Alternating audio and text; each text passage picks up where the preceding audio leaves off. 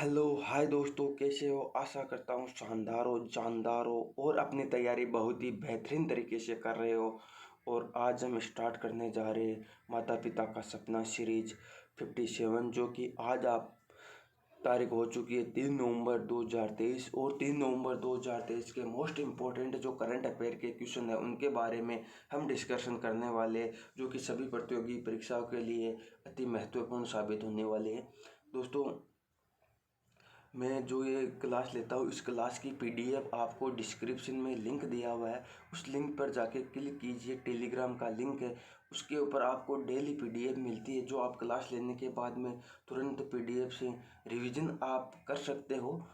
दोस्तों, सबसे पहले हम मोटिवेशन कोड की ओर आगे बढ़ते हैं। राह संघर्ष की जो चलता है वही संसार को बदलता है, जिसने रातों से जंग जीती है सुबह सूर्य बनकर वही चमकता है। दोस्तों, जो संघर्ष के राहों पर चलता है वो इस संसार को बदलता है, और जिसने रातों से जंग जीती है वही सुबह सूर्य बनकर चमकता है। अगर सूर्य की तरह बनना है तो सूर्य की तरह हम चमकना चाहते हैं तो सूर्य की तरह हमारे को तपना होगा, हमारे को मेहनत करनी होगी। अगर हम मेहनत करेंगे तो ही आगे बढ़ेंगे, मेहनत करेंगे तो ही सूर्य की तरह चमकेंगे। उस सूर्य की तरह चमकना चाहते हैं तो दिन रात एक कर दो, मेहनत करने लग जाओ। आपको सफलता आपके कदमों में होगी, एक न एक दिन आपको सफलता जरूर मिलेगी। ये दुनिया आपके कदमों में होगी। और जो आपका पड़ोसी बोलता है कि आप कुछ नहीं कर पाएगा, तो आप उसी पड़ोसी को एक दिन दिखाओगे कि ये बंदा तुम्हारी औकात से बाहर जाएगा। क्वेश्चन नंबर 1 की ओर आगे बढ़ते हैं। हाल ही में एफएटीएफ ने किसे ग्रे लिस्ट से हटाया? तो एफएटीएफ ने अभी हाल ही में ग्रे लिस्ट से हटाया है कि केमैन आइलैंड को और पनामा को, जॉर्डन को, इन सभी को एफएटीएफ ने ग्रे लिस्ट से हटा दिया है। तो केमैन आइलैंड, एक सेकंड दोस्तों, तो ये केमैन आइलैंड, एक सेकंड मार्कर सेलेक्ट कर लेता हूँ। तो केमैन आइलैंड, पनामा, जॉर्डन, इन सभी को अभी एफएटीएफ ने ग्रे लिस्ट से हटा दिया है। तो इसका ऑप्शन हो जाएगा उपरोक्त सभी। अच्छा, एफएटीएफ इसकी फुल फॉर्म क्या है? इसकी फुल फॉर्म है फिनेंशियल एक्शन टास्क फोर्स। इसकी स्थापना 1989 के अंदर हुई थी। इसका हेड क्वार्टर फ्रांस पेरिस के अंदर है, और इसके जो हेड है वह है टी राजा कुमार, जो कि सिंगापुर के हैं। अच्छा, एफएटीएफ की स्थापना क्यों हुई, इसके कार्य क्या है? तो एफएटीएफ की स्थापना आतंकवाद की फंडिंग को रोकने के लिए हुई है, और इसका मेन कार्य भी है आतंकवाद की फंडिंग को रोकना। अच्छा, अभी हाल ही में इन जो 4 है इनको हटा दिया है, ग्रे लिस्ट से बाहर कर दिया है। अच्छा, इसकी जो है 2 लिस्टें होती है, एक तो ब्लैक लिस्ट होती है, एक होती है ग्रे लिस्ट। तो ब्लैक लिस्ट के अंदर अभी हाल ही में किन किन को रखा हुआ है? तो ब्लैक लिस्ट के अंदर है नॉर्थ कोरिया है, और म्यांमार है, ईरान है। इनको अभी एफएटीएफ ने ब्लैक लिस्ट में डाला हुआ है। तो ब्लैक लिस्ट में डाले हुए इनका भी मैं आपको नाम नोट कर देता हूँ। तो एक तो हो गया ईरान, ईरान हो गया, और नॉर्थ कोरिया हो गया, नॉर्थ कोरिया हो गया, और दूसरा हो गया अपना म्यांमार। तो म्यांमार ये हो गए ब्लैक लिस्ट में,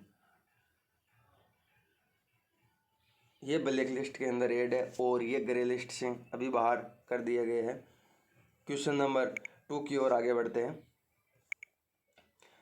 एआई सुरक्षा पर पहला वैश्विक नेताओं का शिखर सम्मेलन कहाँ आयोजित होगा? तो जो एआई सुरक्षा पर पहला वैश्विक नेताओं का शिखर सम्मेलन आयोजित होगा वो अभी हाल ही में यूके के अंदर आयोजित होगा। ये यूके के अंदर आयोजित होगा, ग्लोबल समिट ऑन, ये यूके के अंदर आयोजित होगा ग्लोबल समिट। ये किस लिए? ये आर्टिफिशियल इंटेलिजेंट ग्लोबल समिट और आर्टिफिशियल इंटेलिजेंट सेफ्टी, यानी कि जो मशीन है वो भी मनुष्य की तरह काम करेगी, और आर्टिफिशियली इंटेलिजेंस यानी जिस प्रकार मानव का दिमाग काम करता है उसी प्रकार से मशीनें काम करेगी।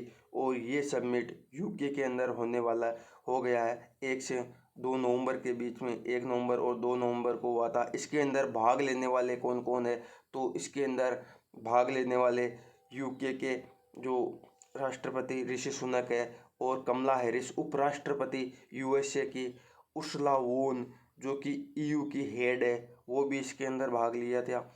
और एंटोनिया गुटारेस यूएनओ की महासचिव, उसने भी इसके अंदर भाग लिया है। तो इन चारों ने इसके अंदर भाग लिया है। इसका होस्ट हो गया यूके। तो एआई सुरक्षा पर पहला वैश्विक नेताओं का शिखर सम्मेलन यूके के अंदर हुआ, इसका होस्ट यूके हो गया। क्वेश्चन नंबर 3 की ओर आगे बढ़ते हैं। हाल ही में एसबीआई ने किसे ब्रांड एम्बेसडर नियुक्त किया, तो एसबीआई ने अभी हाल ही में ब्रांड एम्बेसडर एमएस धोनी को नियुक्त किया। इसका ऑप्शन नंबर सी करेक्ट हो जाएगा। एसबीआई ने एमएस धोनी को बनाया अपना ब्रांड एम्बेसडर, ये आपके सामने है। अच्छा, इसके अलावा हम देखते हैं, इसके अलावा कि ये जो एसबीआई बैंक है, इसकी स्थापना कब हुई थी, किस प्रकार से हुई, कैसे कैसे हुई। तो एसबीआई बैंक है सबसे पहले बैंक ऑफ कोलकाता। तो बैंक ऑफ कोलकाता की स्थापना 1806 के अंदर हुई थी। बैंक ऑफ बॉम्बे, इसकी स्थापना 1840 के अंदर हुई थी। बैंक ऑफ मद्रास, इसकी स्थापना 1843 के अंदर हुई थी। तो bank of Bombay, bank of Kolkata, bank of Madras, इन तीनों की स्थापना होने के बाद में 1921 में इंपीरियल बैंक की स्थापना हुई थी। और इंपीरियल बैंक से 1955 में एसबीआई बैंक की स्थापना हो गई थी। तो मैं आपके यहाँ पर नोट डाउन कर देता हूँ। बैंक ऑफ कोलकाता,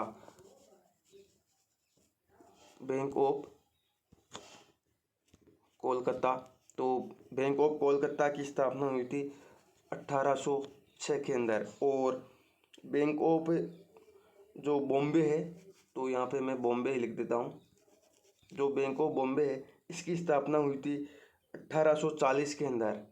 तो इसकी स्थापना 1840 के अंदर हुई थी। उसके बाद में बैंक ऑफ मद्रास, तो मद्रास, इसकी स्थापना हुई थी 1843 के अंदर। 1843 के अंदर बैंक ऑफ मद्रास की स्थापना हुई थी। अब 1921 के अंदर इंपीरियल बैंक की स्थापना हुई थी। तो 1921 के अंदर इंपीरियल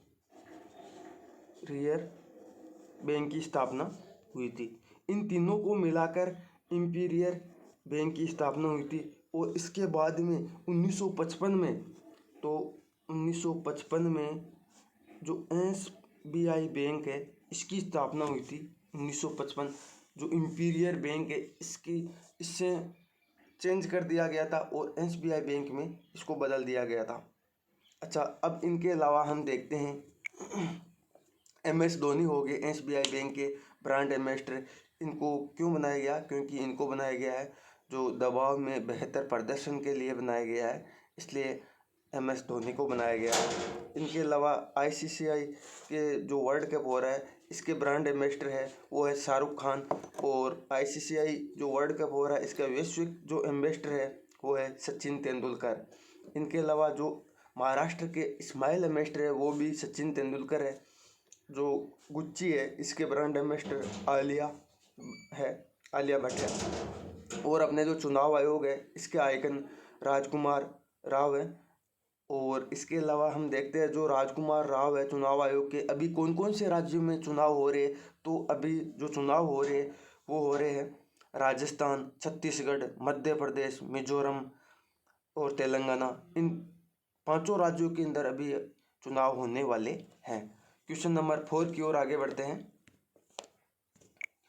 प्रतिवर्ष विश्व शहर दिवस कब मनाया जाता है, तो प्रतिवर्ष विश्व शहर दिवस जो मनाया जाता है ये 31 अक्टूबर को मनाया जाता है।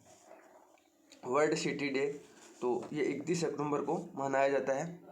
अच्छा, जो इसकी थीम है, ये थीम है सभी के लिए टिकाऊ भविष्य का निर्माण, ये इसकी थीम हो गई। और ये शुरुआत इसकी 2014 से हुई थी।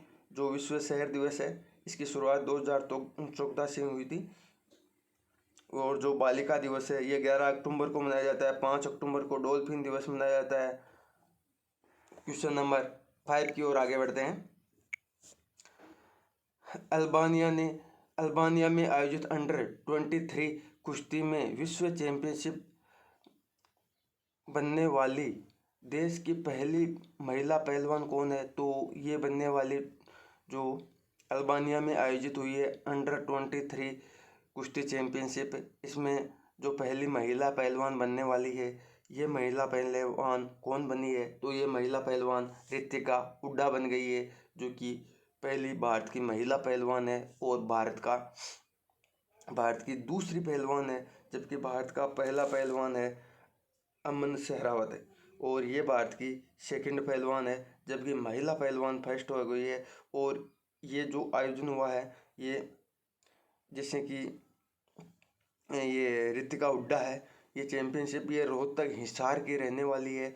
और जो यूएसए है, यूएसए में जो केनेडी ब्लेसियस है, इसको हराया है, केनेडी को हराया है। यूएसए के केनेडी को हराकर जो रितिका हुड्डा है, इसने अंडर 23 कुश्ती चैंपियनशिप में अपना गोल्ड मेडल हासिल कर लिया है।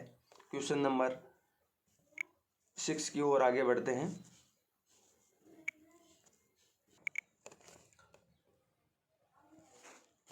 हेलो, हाँ दोस्तों, ये जो है अंडर 23 कुश्ती चैंपियनशिप, इसका आयोजन जो अल्बानिया तिराना है उसके अंदर इसका आयोजन हुआ है। जो अंडर 23 कुश्ती विश्व चैंपियनशिप है, इसका आयोजन है अल्बानिया तिराना के अंदर इसका आयोजन हुआ है। क्वेश्चन नंबर 6 की ओर आगे बढ़ते हैं। तो क्वेश्चन नंबर 6, हाल ही में ब्रिटिश इंश्योरेंस चैंपियनशिप में भाग लेने वाली पहली भारतीय महिला कार रेसर हुमैरा मुश्ताक का संबंध किससे है? तो हुमैरा मुश्ताक का संबंध जम्मू कश्मीर से है। ये पहली जो भारतीय महिला है जिसने इंटरनेशनल लाइसेंस प्राप्त किया है, और इन्होंने ब्रिटेन की जो चैंपियनशिप हुई है इसके अंदर हासिल किया है। ये यूपी के रहने वाली है। जो आपके सामने ये हुमैरा जो मुश्ताक है, ये आपके सामने अगले सप्ताह है, ये आप देख सकते हो। जो हुमैरा मुश्ताक है, इनकी पिक्चर आपके सामने है, जो आप इनको देख सकते हो। अच्छा, इसके अलावा जो पहली मोटो जीपी रेस हुई है, ये यूपी के अंदर नोएडा बुद्ध सर्किट में हुई है, और इसके विजेता है मार्को बेचाजी, जो कि इटली के रहने वाले हैं। क्वेश्चन नंबर 7 की ओर आगे बढ़ते हैं। हाल ही में हाइड्रोजन उत्पादक बैक्टीरिया कहाँ खोजे गए? तो हाइड्रोजन उत्पादक जो बैक्टीरिया है, ये खोजे गए हैं अभी हाल ही में महाराष्ट्र रत्नागिरी के अंदर। तो महाराष्ट्र में रत्नागिरी के अंदर ये खोजे गए हैं। तो मैं यहाँ लिख देता हूँ, एक सेकंड। रत्नागिरी, महाराष्ट्र रत्नागिरी के अंदर ये खोजे गए हैं। अच्छा, इसके अलावा जो ये हाइड्रोजन का जीवाणु है, ये क्या है, वहाँ पर गर्म झरना है, और वहाँ पर ये जीवाणु जो हाइड्रोजन से बनता है, और ये जो जीवाणु है इसका नाम है इरोना एरोविना हाइड्रोजन फार्मेंस ये इसका जीवाणु का नाम है, और ये एवाईवी जीवाणु है। इसके अलावा केरल के अंदर मशरूम की नई प्रजाति मिली है, उस मशरूम का नाम है केडोले ओमासेंस अलोवस्क और मोसस। मैं यहाँ पर इसका नाम लिख देता हूँ आपके, जो कि ये खोजा गया है केरल के अंदर। जो मशरूम की नई प्रजाति है, इसका नाम है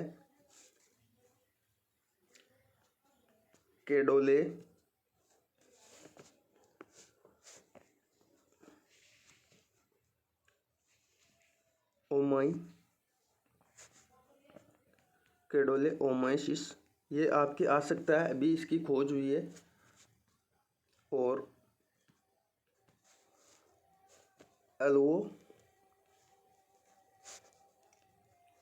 अल्वोस्क्वा मोसस। तो ये केडोले ओमाइसिस अल्वोस्क्वा मोसेस मोसस, ये जो केरल के अंदर अभी मशरूम की नई प्रजाति मिली है उसका नाम है। क्वेश्चन नंबर 8 की ओर आगे बढ़ते हैं। हाल ही में राष्ट्रीय एकता दिवस 2023 कब मनाया गया? तो हाल ही में राष्ट्रीय एकता दिवस 2023 जो मनाया गया है ये 31 अक्टूबर को मनाया गया है। अच्छा, इसके बारे में जो राष्ट्रीय एकता दिवस 31 अक्टूबर को मनाया जाता है, जो सरदार वल्लभ भाई पटेल है, लोहा पुरुष, इनके उपलक्ष्य में ये एकता दिवस दोस्तों सरदार पटेल जी थे, इनके जो जन्म दिवस है, जैसे कि उनकी जो जयंती है उसके ऊपर ये मनाया जाता है। वह भारत के पहले गृह मंत्री थे और उन्होंने भारत की जो एकीकरण किया था उसके अंदर उनकी अहम भूमिका थी। इसलिए जो ये राष्ट्रीय एकता दिवस मनाया जाता है। तो सरदार वल्लभ भाई पटेल को एकता पुरुष भी वो लोहा पुरुष भी बोलते हैं और इनके जन्म दिवस पर ये राष्ट्रीय एकता दिवस मनाया जाता है। इन्होंने जो राष्ट्र की जो एकीकरण है उसमें अहम भूमिका निभाई थी और इनको सरदार की उपाधि जो है बारदोली की महिलाओं ने दी थी। क्वेश्चन नंबर 9 की ओर आगे बढ़ते हैं।